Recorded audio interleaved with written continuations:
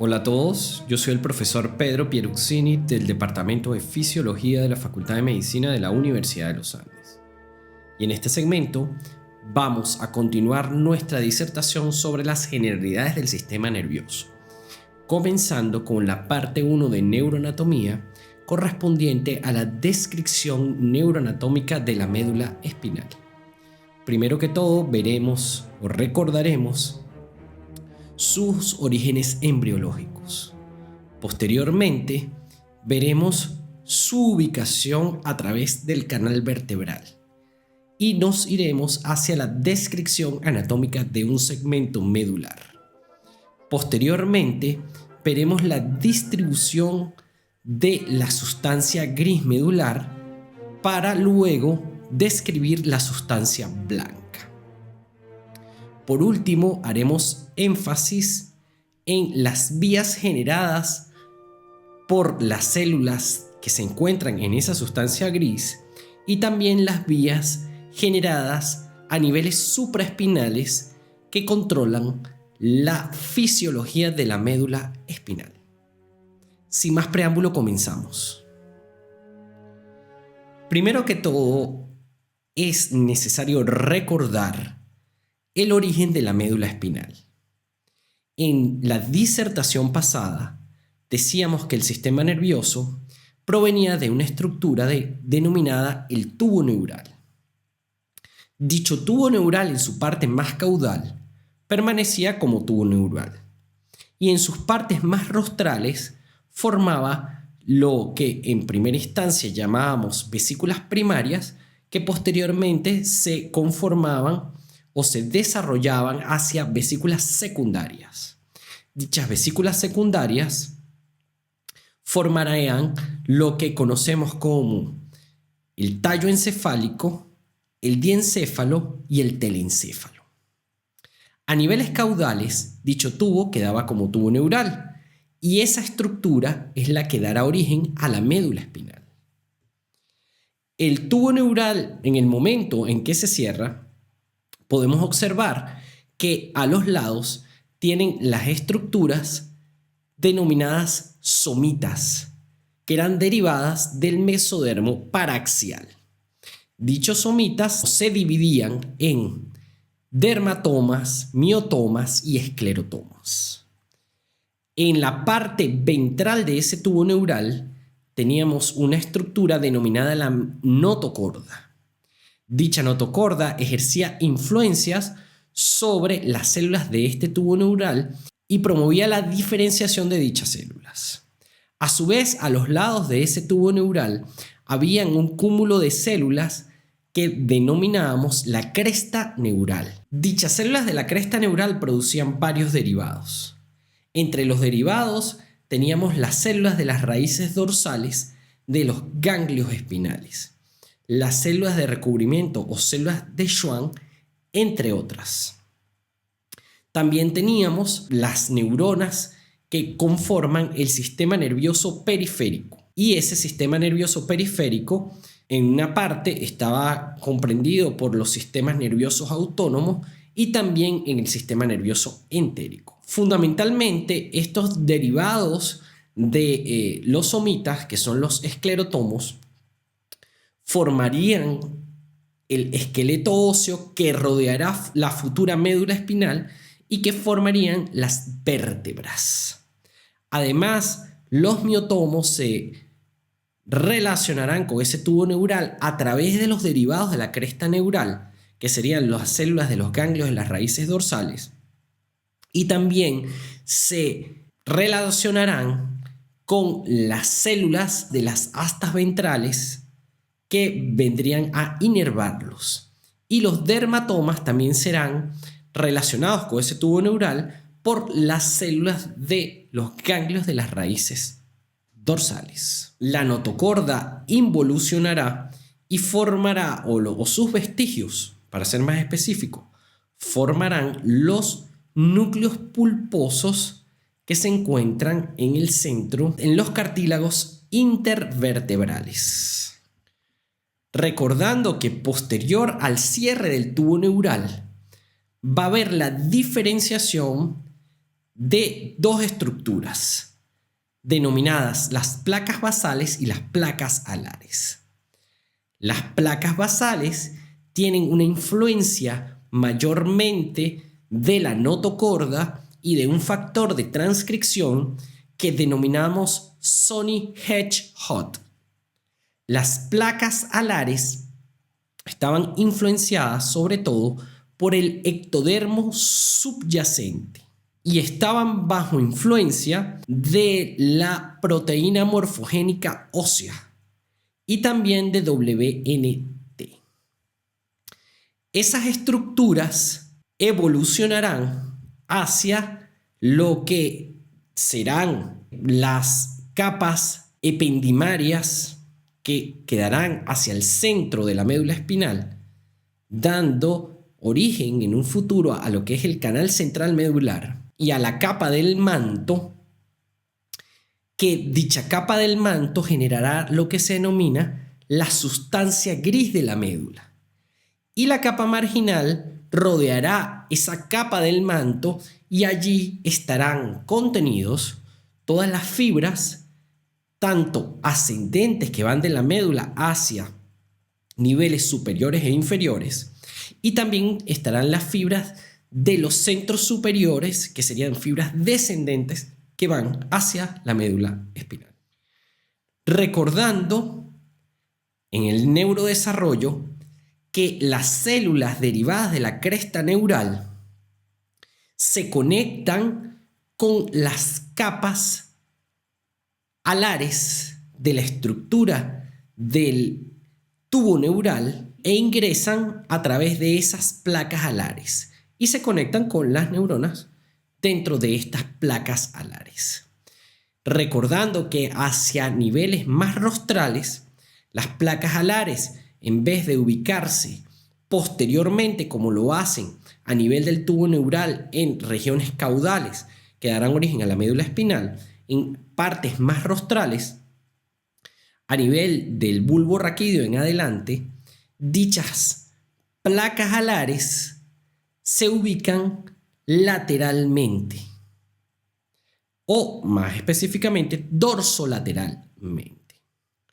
Las células de la cresta neural darán origen a las células que se encuentran en los ganglios de las raíces dorsales asociados a las placas alares en el desarrollo embrionario, y ya cuando está establecida la estructura medular, dichas células de los ganglios de la raíz dorsal se relacionarán con las astas posteriores de la médula adulta.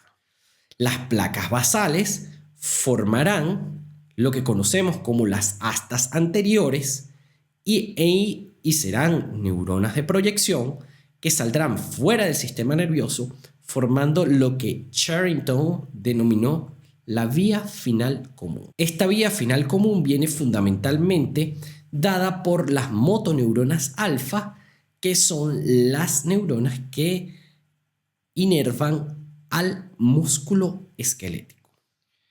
Con respecto a la relación que tiene la médula espinal con la espina dorsal, vemos que a los inicios del desarrollo embrionario, dicho tubo neural que dará origen a la médula espinal, los esclerotomos, se forman y forman las vértebras, y este tubo neural genera la médula espinal ya como una estructura organizada.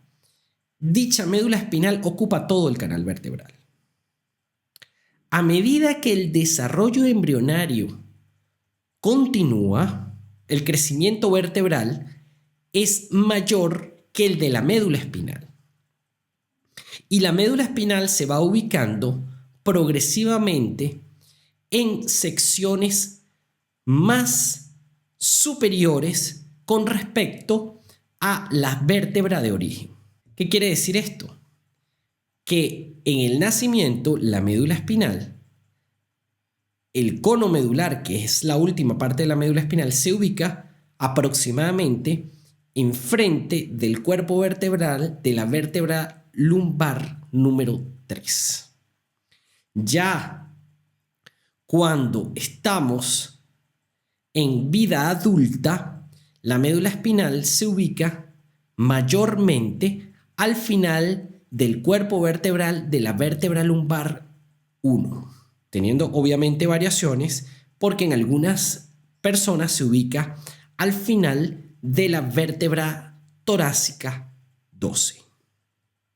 Importante destacar aquí es que la médula espinal también tiene dos intumescencias, denominadas la intumescencia cervical y la intumescencia lumbar.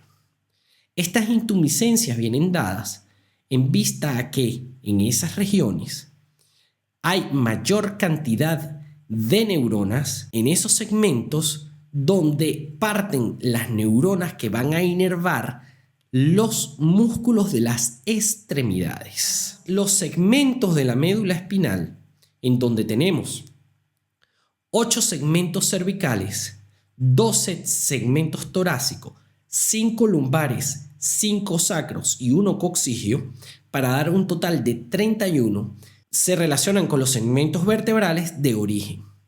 Pero como el crecimiento de la columna vertebral es mayor que el de la médula espinal, dichos segmentos se relacionan con las raíces de la médula. A nivel cervical es prácticamente igual. Los segmentos cervicales están en correspondencia con los segmentos cervicales de la médula. A nivel torácico, como regla general, para cada segmento torácico se le sumarían 2. A nivel lumbar, pues ya no ocurre así. La médula lumbar viene más o menos establecida entre la vértebra torácica 11 y el comienzo de la lumbar 1.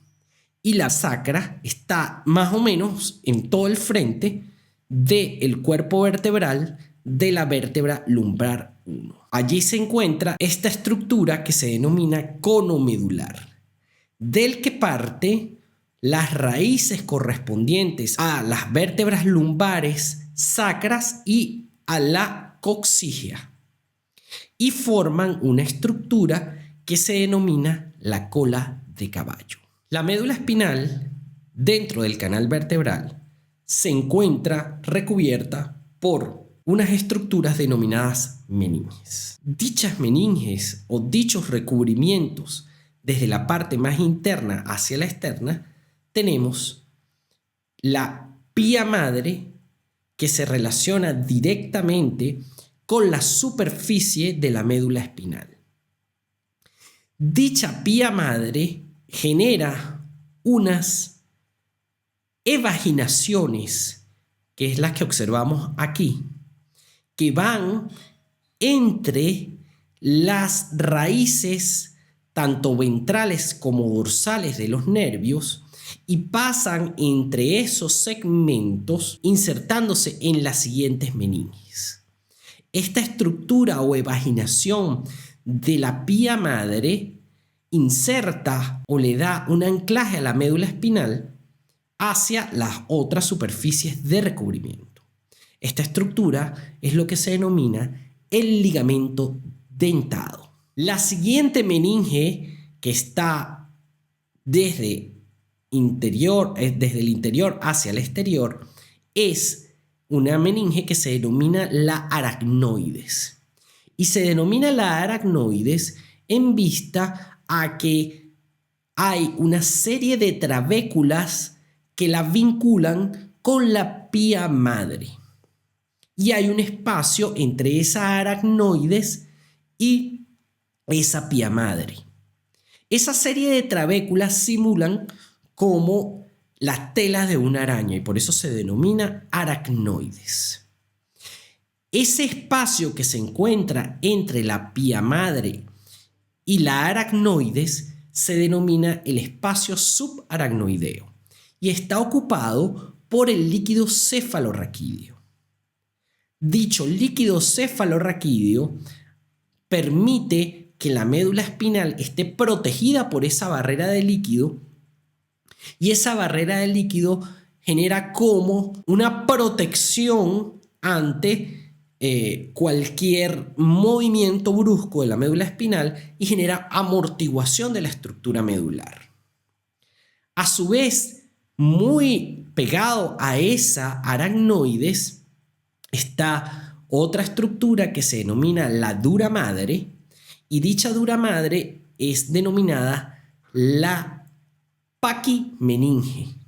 Es conformada por una estructura histológica muchísimo más fuerte que las otras dos y se relaciona fundamentalmente con el canal vertebral. El espacio que hay entre esa cobertura de la dura madre y el canal vertebral es lo que se denomina el espacio epidural. El espacio que hay entre la dura madre y la aracnoides, que es un espacio virtual, pero que patológicamente se puede convertir en un espacio real, se denomina el espacio subdural. Entonces, en resumidas cuentas, tenemos un espacio epidural, un espacio subdural que es virtual, normalmente, y un espacio subaracnoideo.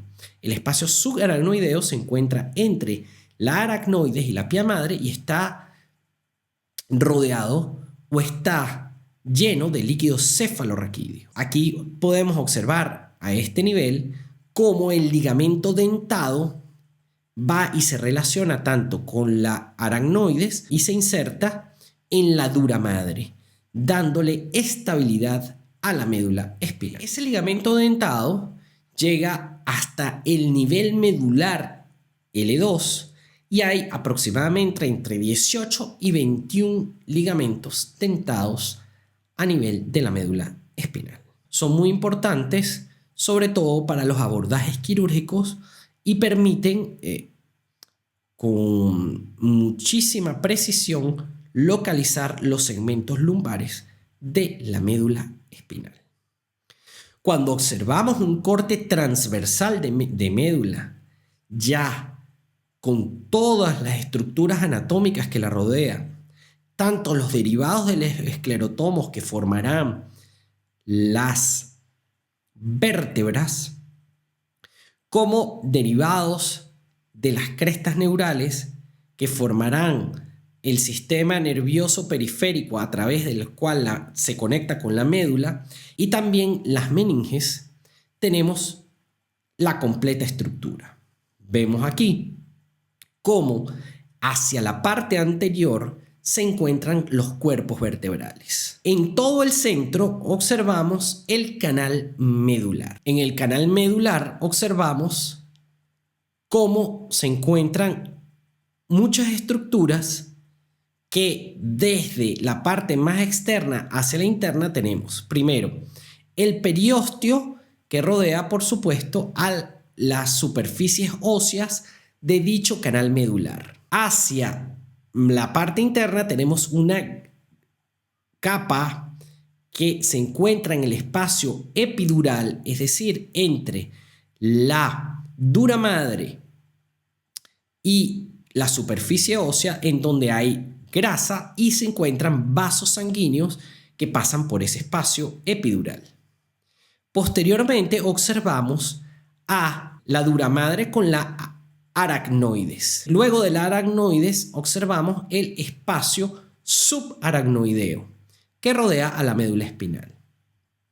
Posteriormente, en la superficie medular observamos los tabiques que emergen desde la pía madre y se relacionan con la aracnoides y la dura madre, formando estos tabiques los ligamentos dentados. Luego tenemos a la médula espinal como tal, que si observamos con detalle vemos que hay una estructura central en forma de alas de mariposa o en forma de H que forma la sustancia gris medular, rodeada de la sustancia blanca medular. Dentro de la sustancia gris, pues veremos con mayor detalle en próximas láminas cómo se describe o cómo se divide esa sustancia acorde a varios criterios anatómicos. Vemos también que desde la parte posterior ingresan unas raíces que se relacionan con la parte posterior de la médula y emergen otras raíces que se relacionan con la parte anterior de la médula. Las raíces que ingresan por la parte posterior entran en contacto con una parte de la sustancia gris denominada astas posteriores. Las raíces que emergen desde la parte anterior de la médula lo hacen desde sus cuerpos celulares, primeramente que se encuentran en las astas anteriores de la médula. Estas raíces de la parte posterior vienen de una estructura donde se encuentran los cuerpos de esas neuronas que se denomina el ganglio de la raíz dorsal. Este ganglio, como acabamos de describirlo, tiene un origen de la cresta neural. Y esos cuerpos de esas neuronas, que son neuronas que se denominan neuronas pseudounipolares, tienen una prolongación centrífuga que va hacia el exterior y una prolongación centrípeta que va hacia la médula espinal. Las raíces ventrales y las raíces dorsales se unen a nivel de una estructura denominada agujero de conjunción que se encuentra entre una vértebra y otra, y de allí salen formando el nervio espinal como tal.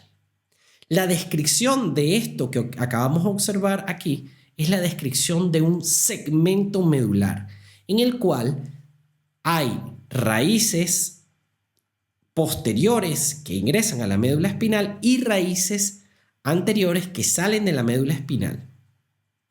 Esto completamente en anatomía de la médula es lo que se denomina segmento medular. Si quitamos el recubrimiento óseo de esa médula, observamos con mayor precisión las salidas de las raíces anteriores y la entrada de las raíces posteriores. Vemos cómo relacionado con las raíces posteriores está esta estructura que son los ganglios de las raíces dorsales, y hacia lateral tanto las raíces posteriores y anteriores se unen y forman lo que se denomina el nervio espinal, y eso sale por los agujeros de conjunción.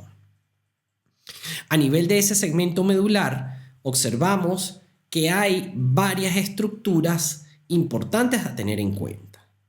Número 1, la sustancia gris que describíamos como una estructura en forma de mariposa o una estructura que tenía la forma de una H, podemos identificar hacia la parte posterior estas estructuras alargadas que se denominan astas posteriores, y hacia la parte anterior estas estructuras más anchas que se denominan astas anteriores. A nivel central de esa sustancia gris podemos observar que hay un canal que se denomina el canal medular central. Ese canal central es lo que queda de la luz del tubo neural y está tapizado por células ependimarias. A su vez, hacia la parte anterior, vemos que hay una invaginación de la sustancia blanca formando un surco. Ese surco se denomina el surco medio anterior. Del lado de ese surco, más hacia el lateral, vemos que la emergencia de las raíces anteriores forman otra depresión en la sustancia blanca.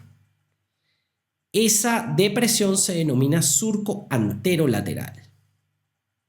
Si continuamos por la sustancia blanca y nos vamos hacia la parte donde hay la entrada de las raíces dorsales, observaríamos otra depresión que se denomina surco dorsolateral. Si continuamos en la misma sustancia blanca pero hacia nivel posterior o nivel dorsal, vemos que hay otra depresión que se denomina el surco mediano posterior, y desde esa depresión parte una estructura que es de origen glial, que se denomina la fisura media posterior. Esto que acabamos de describir es la descripción anatómica de un segmento medular. ¿Cómo identificamos el segmento medular? Por la emergencia tanto de las raíces anteriores como por la entrada de las raíces posteriores a ambos lados de la médula. Continuando con la descripción del segmento espinal, vamos a utilizar este modelo 3D para tener una visión tridimensional clara de la relación de la médula espinal con la vértebra subyacente. Podemos observar aquí cómo la médula espinal está dentro del conducto raquídeo.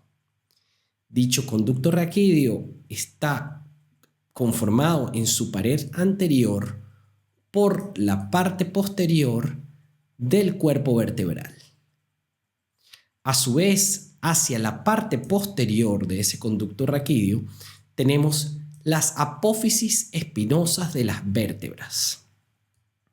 En las partes inferolaterales podemos observar esta estructura que se denomina el pedículo, que une tanto la parte posterior de la vértebra como la parte anterior, es decir, el cuerpo vertebral. Y de allí pues emergen las apófisis transversas. Cuando la vértebra está articulada con su vértebra superior, a este nivel se forma un agujero que se denomina el agujero de conjunción, que es por el cual emergen los nervios espinales, como lo podemos observar aquí. Si ahora nosotros, luego de describir estas relaciones de la médula espinal con los segmentos óseos de la columna vertebral, que tenemos que recordar que provienen de los esclerotomos, aislamos la médula, vemos que dicha médula está rodeada por las meninges que se encuentran aquí representadas.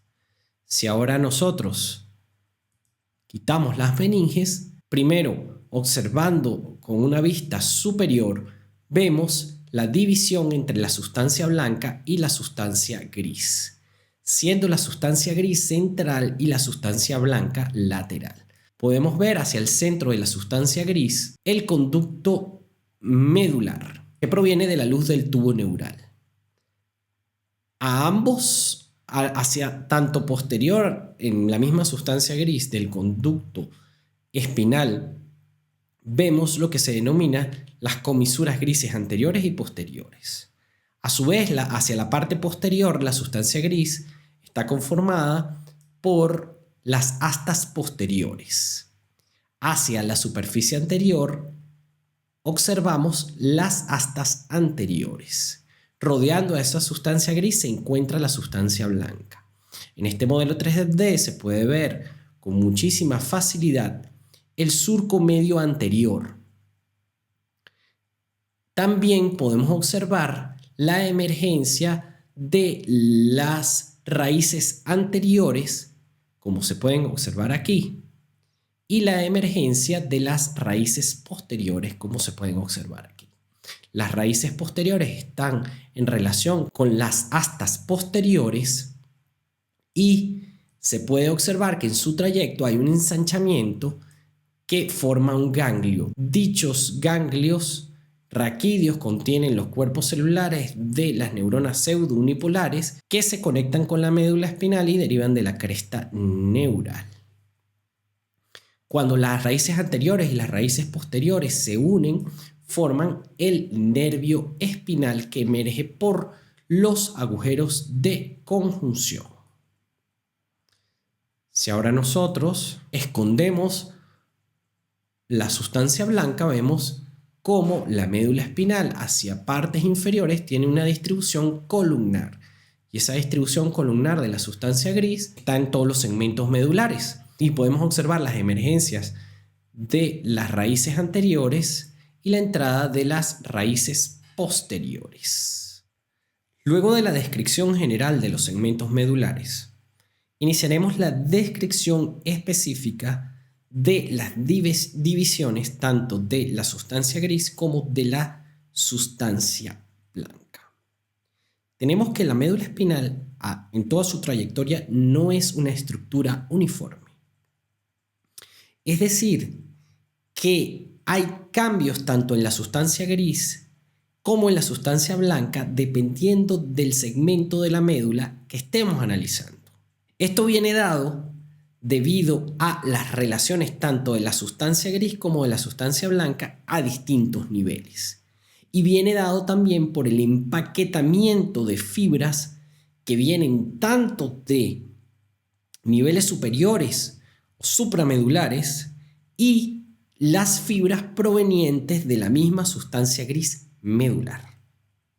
Iniciaremos nuestra descripción en los segmentos más bajos, es decir, a nivel de los segmentos sacros de la médula. Vemos en los segmentos sacros, a nivel del segmento correspondiente al primer segmento sacro, vemos cómo la proporción entre sustancia gris y blanca es mucho mayor. Hay mayor sustancia gris que sustancia blanca. Las astas ventrales son bastante anchas y las astas dorsales pues son algo más delgadas. La sustancia blanca a este nivel pues es de menor grosor. A nivel de el segundo segmento torácico vemos cómo las partes de la sustancia gris de la médula se hace más fina, tanto en sus segmentos anteriores, es decir, en sus astas anteriores, como en sus astas posteriores. Y vemos que a nivel de la parte lateral de la médula se observa esta intumescencia que se denomina el asta lateral. Vemos como a nivel de la sustancia blanca hay una mayor proporción de sustancia blanca con respecto a la sustancia gris. Y ese incremento en la sustancia blanca se hace fundamentalmente por el incremento de fibras que vienen de los segmentos inferiores de la médula. A medida que ascendemos, vemos a nivel del séptimo segmento cervical nuevamente a la sustancia gris ensancharse, sobre todo en los segmentos o en las astas anteriores. Esto es debido a que en estos segmentos se encuentran esas astas anteriores relacionadas con las motoneuronas que inervarán a los músculos de los miembros superiores. También vemos cómo hay un aumento de la sustancia blanca. Pero la relación entre la sustancia blanca y la sustancia gris es muchísimo más equilibrada que con respecto a los segmentos torácicos. En los diferentes niveles observamos cómo desde los segmentos sacros cómo va cambiando la sustancia gris a medida que va pasando por diferentes partes. Por ejemplo, en los segmentos torácicos, en donde el número de músculos no es tan elevados y que dichos músculos ejercen sobre todo funciones posturales y de expansión o depresión de la caja torácica, no se necesitan muchísimas neuronas para controlar dicha musculatura. Es por eso que la sustancia gris medular a ese nivel es menor. Pero si observamos los segmentos más hacia la parte de cervical, vemos cómo en esa parte cervical, sobre todo en partes cervicales como C5, aumenta la sustancia gris en vista que a esos niveles cervicales, sobre todo de C5 a T1, de donde parte el plexo braquial, hay un aumento considerable en las sustancias gris medular. A niveles superiores, lo de C1 a C4, no hay sino inervación de los músculos cervicales y también inervación del diafragma, y pues, no se necesitan tantas población neuronal que inerve gran cantidad de músculo. Es por eso que observamos estas diferencias regionales. Con respecto a la sustancia blanca, a medida que nos acercamos a niveles cervicales, la sustancia blanca es mayor y a medida que nos acercamos hacia los segmentos sacros, las sustancias blancas es menor.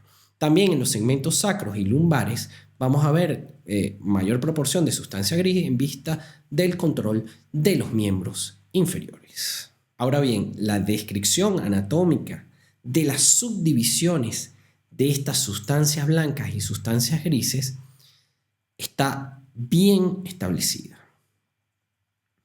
Tenemos que la sustancia gris medular se puede dividir, como vimos en las láminas anteriores, en astas posteriores y astas anteriores. Y entre esas astas anteriores y esas astas posteriores, que vienen dadas por la emergencia de las raíces ventrales en el caso de las astas anteriores o la entrada de las raíces dorsales por las astas posteriores, hay un sector intermedio. De ese sector intermedio emergen lo que se denominan las astas laterales en segmentos tóraco-lumbares, que van a dar origen a las neuronas motoras que hacen sinapsis en la cadena laterovertebral y anterior del simpático. Esa estructura conformada por astas posteriores, astas anteriores y un segmento intermedio,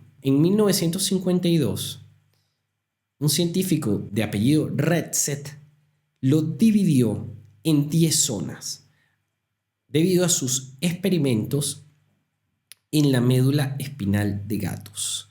Pero es extrapolable a los humanos como una organización laminar, sobre todo del asta posterior, una organización nuclear, sobre todo del asta anterior, y una organización reticular, sobre todo del segmento intermedio. Para esto, podemos observar en esta lámina cómo a grandes rasgos tenemos el asta posterior, el segmento intermedio y el asta anterior.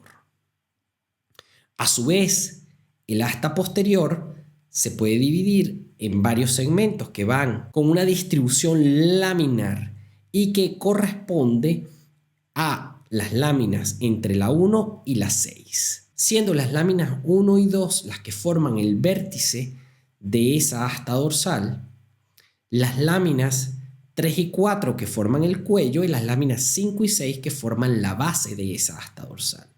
A su vez, la región intermedia está formada por la lámina 7 y la lámina 8 que tienen una distribución en vez de laminar es reticular y la lámina 9 de Redset está formada por una distribución sobre todo nuclear y forma la mayor parte del asta anterior. A su vez, hacia la parte intrínseca tenemos la lámina 10 que forman las comisuras grises tanto anteriores como posteriores. A nivel de la sustancia blanca, podemos dividir esta sustancia blanca en cordones y esos cordones vienen delimitados por varias estructuras anatómicas de la médula. Primero, hacia nivel anterior tenemos la hendidura media anterior. Entre la hendidura media anterior y la emergencia de las raíces anteriores se encuentra el cordón anterior.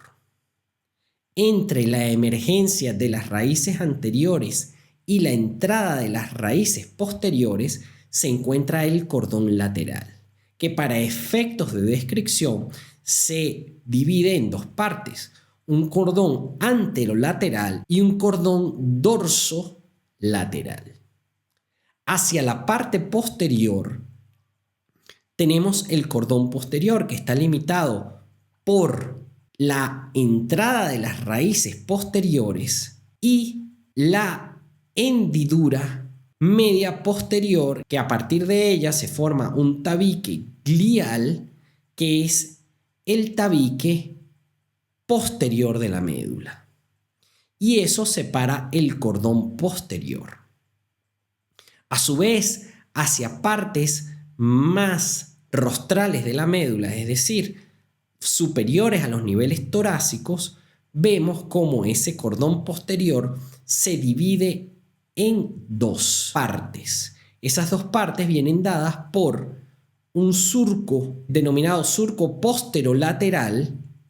Dicho surco separa el cordón posterior en dos estructuras que se denominan, la que está hacia la parte media, gracilis, que viene desde los segmentos sacros, y la que está más hacia lateral se denomina cuneatus, que viene desde segmentos torácicos altos. A su vez, tenemos que en la emergencia de las raíces posteriores se encuentra otro tracto denominado el tracto dorsolateral de Lissauer. Y esta es la división general tanto de la sustancia gris como de la sustancia blanca medular. Ahondando en la sustancia gris, como lo vimos en las láminas pasadas, vimos que era distinta la sustancia gris en niveles inferiores, se diferenciaba de los niveles torácicos y también se diferenciaba a niveles cervicales.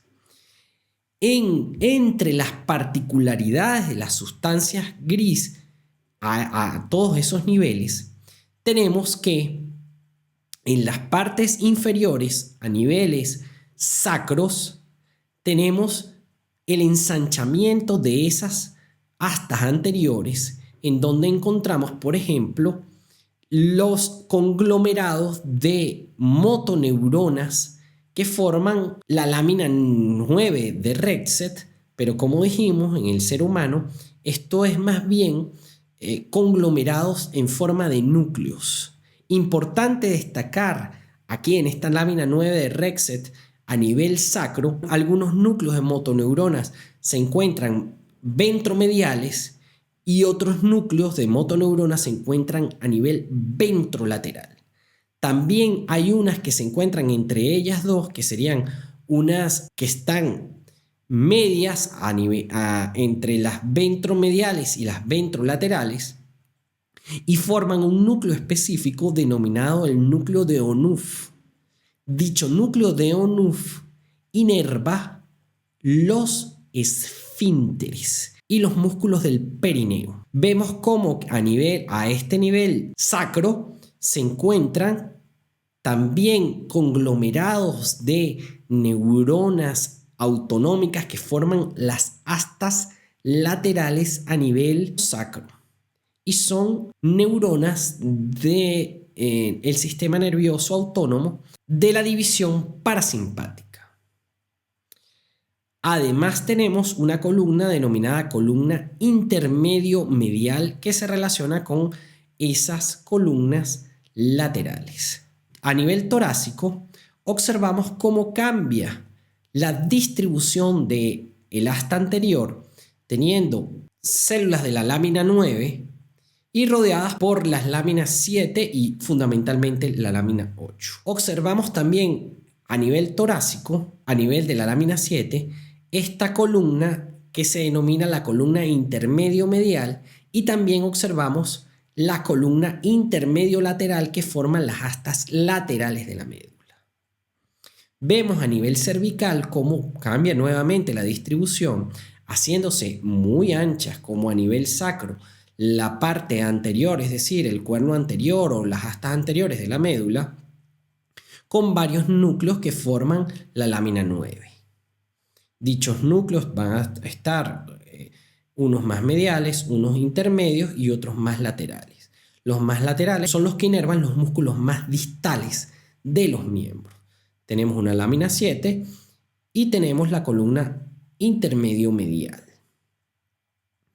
En conclusión, podemos decir que el asta dorsal está dada por las primeras 6 láminas el asta intermedia viene dada sobre todo por la lámina 7 y el asta anterior está formada fundamentalmente por las láminas 8 y 9.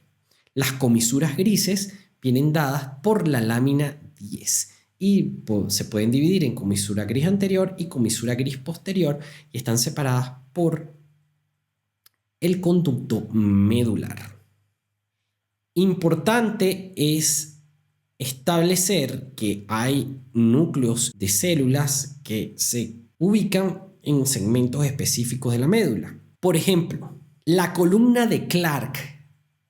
Dicha columna de Clark se establece entre el segmento T1 y el segmento L2. La columna de Clark está en la parte intermedia de la médula, es decir, lo que corresponde a la lámina 7 del esquema de Retsett. Dicha columna de Clark es el asiento de los núcleos celulares de neuronas de proyección que forman los tractos espinocerebelosos dorsales. Otras columnas, por ejemplo, las columnas intermedio-laterales que se encuentran entre T1 y L3, forman las columnas en donde se encuentran los núcleos celulares de las neuronas preganglionales de la cadena laterovertebral del simpático.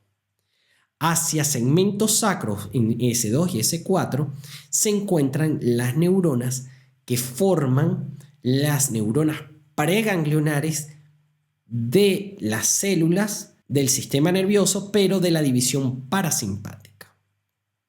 Otros núcleos importantes a nombrar son, por ejemplo, los núcleos que dan origen a el nervio frénico que se encuentran entre los segmentos C3 y C5 en la lámina 9. Y así sucesivamente. Con respecto a la distribución de la sustancia blanca, tenemos que esa sustancia blanca, como vimos, se divide en cordones anteriores, cordones laterales y cordones posteriores. A su vez, para la descripción, dijimos que los cordones laterales podíamos dividirlos en segmentos anterolaterales y posterolaterales. En esos cordones tenemos cordones que son ascendentes, es decir, que poseen fibras que van desde la médula espinal hasta centros superiores, en los cuales podemos ver que los predominantemente ascendentes son los cordones posteriores. Entre los cordones posteriores vemos unos fascículos que son los fascículos sectomarginales e interfasciculares que son descendentes. A su vez, en el cordón lateral tenemos de ascendentes tenemos los tractos espinocerebelosos dorsales que fundamentalmente vienen dados por los axones de las células que se encuentran en la columna de Clark y los espinocerebelosos ventrales. Tenemos los haces espinotalámicos y espinorreticulares que se ubican cercanos, tanto anteriores que suben por el cordón anterior y que suben también por el cordón lateral. Y tenemos los tractos espino-olivares y espino-mesencefálicos. Con respecto a los tractos descendentes, tenemos que los tractos descendentes se distribuyen fundamentalmente en los cordones laterales y anteriores. En el cordón lateral, el tracto descendente más importante es el córtico espinal lateral. Anterior a él se encuentra el tracto rubroespinal. Posterior a él se encuentran unos tractos muy importantes que se denominan los rafe-espinales, que vienen de los núcleos del rafe a nivel del tallo cerebral y que van a ejercer una acción sobre todo en neuronas del asta posterior para la modulación de los estímulos sobre todo dolorosos. Y también vienen los que se denominan los tractos hipotálamos espinales o las fibras hipotálamos espinales. Dichas fibras, sus núcleos se encuentran en los núcleos paraventriculares del hipotálamo. Entre el cordón lateral y el cordón anterior tenemos las fibras reticuloespinales y a nivel del cordón anterior tenemos las fibras vestíbuloespinales, tectoespinales y el tracto córticoespinal anterior. También tenemos el fascículo longitudinal medial. Y estas serían las fibras descendentes que se encuentran en los diferentes cordones de la sustancia blanca. Unas fibras muy importantes a tener en cuenta son las de los fascículos propios de la médula. Dichos fascículos propios se encuentran rodeando toda la sustancia gris medular. Esos fascículos propios de la médula conectan varios segmentos entre sí. Es importante también destacar que la distribución de esta sustancia blanca viene dado en un orden específico. Y dicho orden específico se denomina distribución somatotópica. Es decir, que los haces que vienen desde segmentos distintos siempre van a ocupar una región específica y se van a conectar con regiones específicas del cerebro. Esto es muy útil a nivel clínico para establecer la localización de lesiones que pueden afectar a la médula espinal. Entre los cordones posteriores tenemos que la distribución de las fibras, las que generan el fascículo de gracilis, son fibras que vienen desde segmentos caudales de la médula y vienen empaquetadas de la siguiente manera. Las que están más alejadas de los niveles sacros más distales de la médula están más hacia la línea media. Y a medida que van subiendo en segmentos medulares, las fibras se van empaquetando a nivel lateral. Ya a niveles torácicos altos siguen empaquetándose y forman el fascículo de cuneatus. Entonces, las más superiores van a estar más hacia lateral y las más inferiores van a estar más hacia la superficie medial. Con respecto a los demás fascículos, por ejemplo, en el fascículo córtico-espinal, que es descendente, vamos a tener que las del nivel sacro van a estar más hacia lateral y las de nivel cervical van a estar más hacia medial. Con respecto al fascículo espinotalámico, tanto anterior como lateral, vamos a tener que las fibras más distales, es decir, las que están a nivel sacro, están más superficiales que las fibras que están a nivel cervical, que van a estar más en relación con las superficies internas, dando más cercanía hacia la sustancia gris medular. Algo que es muy importante destacar es cómo se distribuyen tanto los cuerpos celulares como las dendritas de las neuronas en las distintas láminas del asta posterior. Observamos cómo en la lámina 1, que se denomina la zona marginal o la zona de Waldeyer, se encuentran neuronas de proyección que van a formar el tracto espinotalámico. A nivel de la lámina 2 y 3 se encuentra lo que se denomina la sustancia gelatinosa de Rolando. Dicha sustancia gelatinosa es extremadamente importante porque se encuentran interneuronas que van a ejercer controles sobre las neuronas de proyección. Dichas interneuronas van a estar influenciadas tanto por fibras aferentes de niveles superiores como de niveles segmentarios y van a ejercer modulación sobre las neuronas de proyección. Las fibras de proyección que se encuentran en el asta dorsal fundamentalmente se encuentran en la lámina 1, es decir, en la zona marginal de Waldeyer, y en la lámina 5, que forma parte del núcleo propio del asta dorsal. Si ustedes observan, hay una distribución específica del tipo de fibras que van a cada una de las láminas. Esto lo veremos con mucho detalle cuando discutamos la parte de sensibilidad y dolor en el capítulo correspondiente. En el asta anterior, las neuronas o las motoneuronas que emergen del asta anterior vienen dadas por las motoneuronas alfa y las motoneuronas gamma.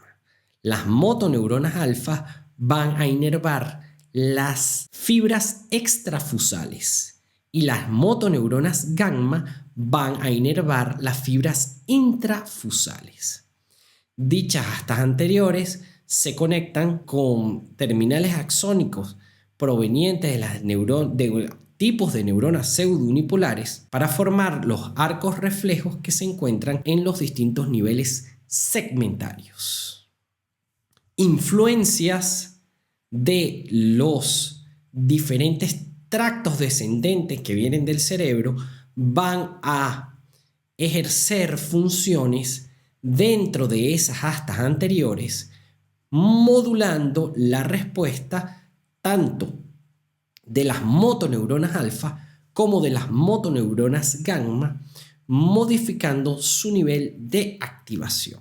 Con respecto a las vías de proyección, como lo discutido anteriormente, vemos que los núcleos específicos que se encuentran, por ejemplo, en la región intermedia de la médula, en los segmentos torácicos que formaban la columna de Clark, van a formar el haz espinocerebeloso posterior. A nivel lumbar van a haber unas células que van a ser conducidas por el tracto espinocerebeloso ventral.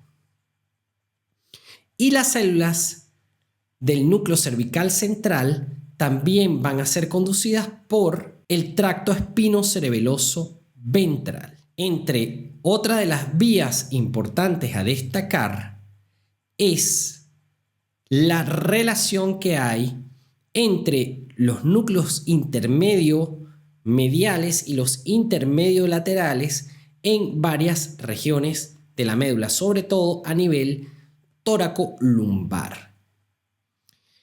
Luego, estas neuronas que hacen sinapsis con las neuronas que se encuentran en el asta intermedio lateral de la médula, que salen también junto con las motoneuronas por el asta anterior de la médula, pero estas neuronas no siguen el trayecto del nervio espinal, sino que forman unos ramos que se llaman ramos comunicantes blancos y hacen sinapsis con neuronas que se encuentran en la cadena laterovertebral del simpático. Y estas cadenas laterovertebrales del simpático se encuentran unos ganglios que forman las emergencias de las neuronas simpáticas que van hacia el control, sobre todo de las vísceras del cuerpo. También las influencias que vienen desde segmentos superiores que van a ejercerse sobre todo en las neuronas que están a nivel del asta anterior, modulando los reflejos que en ellas se encuentran para producir el movimiento voluntario y modular también las acciones que vienen dadas por los tractos espinoreticulares, espinolivares, y poder hacer los cambios necesarios para la locomoción, el desplazamiento, etcétera, etcétera, etcétera. Todo esto lo veremos con mucho detalle cuando discutamos sobre el sistema motor. Por último, es importante establecer que cada segmento medular va a inervar una parte específica del cuerpo. Esto viene dado desde el desarrollo embrionario, en donde las células provenientes de la cresta neural que formaban las células del ganglio de la raíz dorsal establecían sus prolongaciones centrífugas o externas hacia segmentos de miotomo, esclerotomo y dermatomo. Esta inervación segmentaria, por ejemplo, en los dermatomas, permiten en la práctica clínica establecer con mucha especificidad, en el caso de lesiones de la médula espinal, en dónde se encuentran dichas lesiones. La mejor comprensión de ello va a encontrarse luego de estudiar la rama sensitiva del sistema nervioso. Como conclusiones tenemos: la médula espinal es más corta que el canal vertebral en donde se sitúa. A excepción del segmento cervical, los demás segmentos son rostrales respecto a la vértebra correspondiente. La sección transversal de la médula espinal con respecto a la sustancia gris es mayor a nivel de las intumescencias lumbares y cervicales. La sección transversal de la médula con respecto a la sustancia blanca va decreciendo caudalmente, o lo que es lo mismo, va aumentando rostralmente. La sustancia gris medular tiene forma de alas de mariposa y puede ser dividida en 3 segmentos. Recuerden los 3 segmentos: un segmento posterior, un segmento intermedio y un segmento anterior. Según la ley de Bell y Magendie, las astas anteriores son motoras y las posteriores son sensitivas. Rexed subdividió la sustancia gris medular en 10 láminas. La laminación de la médula espinal es más evidente en el asta posterior. Las regiones intermedias tienen un patrón mayormente reticular y las regiones anteriores un patrón de distribución nuclear. La sustancia blanca se puede dividir en cordones posteriores, laterales y anteriores. En la sustancia blanca de la médula espinal se hallan los tractos tanto descendentes como ascendentes, que están compuestos por axones de neuronas de proyección que conducen la información desde y hacia la médula espinal. El asta dorsal de la médula contiene neuronas de segundo orden que reciben señales de las neuronas del ganglio de la raíz dorsal y se proyectan hacia centros supraespinales. En la médula espinal, las neuronas se pueden clasificar como neuronas de proyección e interneuronas. Las neuronas de proyección pueden ser subdivididas en neuronas sensitivas de segundo orden y neuronas motoras. Las interneuronas pueden ser divididas en locales comisurables y propioespinales. De las neuronas de proyección parten haces de fibras que ocupan la sustancia blanca. En la sustancia blanca se encuentran haces de fibras que parten de segmentos supraespinales y que modulan el funcionamiento de las neuronas espinales. Esto ha sido todo por este segmento. Espero haya sido de su provecho. No olviden seguirnos en nuestro canal del Departamento de Fisiología ULA, en donde frecuentemente estaremos publicando videos sobre el apasionante mundo de la fisiología. Si te ha gustado este video, no olvides darle like, coméntalo para cualquier duda y compártelo con todo el que esté interesado. Ha sido un gran placer para mí compartir con ustedes esta sección y esperemos verlos en una próxima oportunidad. Hasta entonces.